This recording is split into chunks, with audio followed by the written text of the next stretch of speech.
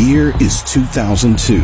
Manny Pacquiao, after rising through the ranks of Philippine boxing and making a big splash in an even bigger America, wants to go from a 2-weight world champion all the way up to a 3-weight. Maraming salamat sa suporta nyo, sa pagdasal nyo. Kung dahil sa inyo, nanalo ako ng knockout. But first, a former champion named Jorge Julio wants to steal what Pac-Man has worked so effortlessly for in a grueling yet well-deserved 12-round bout.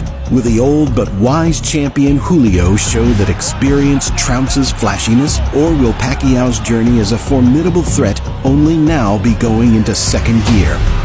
Welcome back to Boxing After Dark. Tonight, we're reminiscing over the early years of a future legend and one of its most remarkable chapters. Let's get into it. In 2002, Manny Pacquiao was yet to have some of the more eye-catching wins that he'd later be known for. There's no Eric Morales, Ricky Hatton, Oscar De La Hoya, or Adrian Broner yet on his resume. But there was a tremendous amount of potential.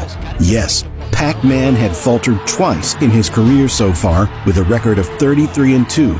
But one of those was at the age of 17, and the other was against a solid knockout artist, Medgon Sincharat, in a bout that Pacquiao was clearly unready for. But an essential aspect of this second loss that's often undermined is that this is what caused the boy in Manny to be killed and the legend to be born.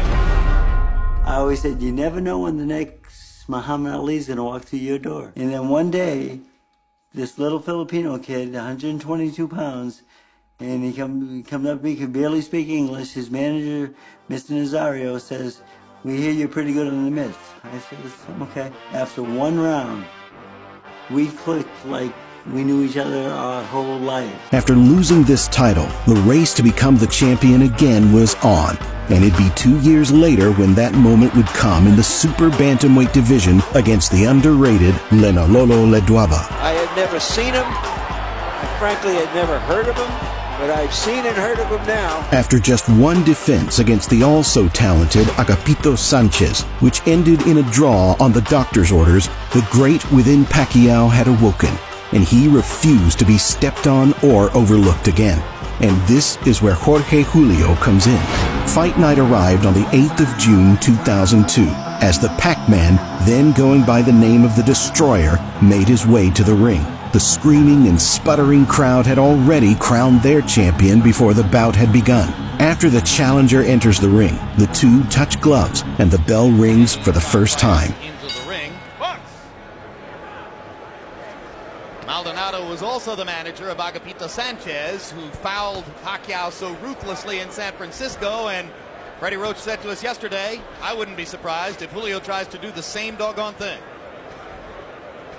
Freddie says he would like for Pacquiao to learn to foul a guy back when he fouls him. Can't imagine anyone fouling me when I were fighting that many times. Big left hand by Pacquiao. Julio stops him in his tracks there with a left hand counter.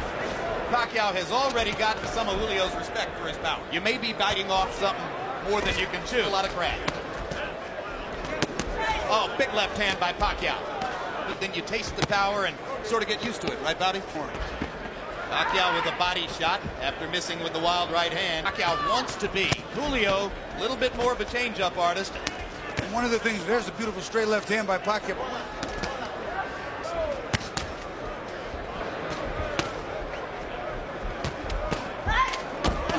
When you punch that hard, as Pacquiao is, it takes a lot of energy to start those punches. Oh, that's a huge left-hand shot. And the right-hand shot. Don't pull it down, make those punches. It's something. Body shot by Pacquiao. Julio seems a little bit flustered by Manny's power. And the first round comes to a close. Round one finds Manny Pacquiao looking fresh and elegant as he pounds on pressure from the opening bell. A war is traded from the beginning of the 3 minutes to the end. And despite Pacquiao looking the better of the two, Julio is taking the power better than many other opponents of Pac-Man thus far. Julio went to the canvas. Now round two begins by Pacquiao. And you heard Julio's corner saying, hit him in the belly. And down goes Julio. It was a perfect execution of what he was told in the corner. Double jab and throw the left hand. He did it. Look what we see. Freddie Roach told him to go in behind the double jab and followed him with the left hand. He did it twice in a row. In the second one, dropped Julio. This is some prospect, Bobby. To me, he's every bit as exciting as Prince Nassim Hamed. He really, No 3 knockdown rule in effect. I think Julio's gonna have trouble finishing this round. I really do. Julio trying to fight his way back. A little grabbing and holding might be the thing to do. Pacquiao's just getting ready to swing away again. And Bill Clancy's seen enough. Devastating second round TKO for Manny Pacquiao. Pacquiao so quick, so aggressive, and hurt Julio so much in the first minute of the round that the veteran fighter never even really tried to grab and hold or buy time. Despite his young age, Pac-Man had the showings of a true champion with the wisdom of an experienced fighter. All the belt, I want to unify that in 122 and 126 pounds.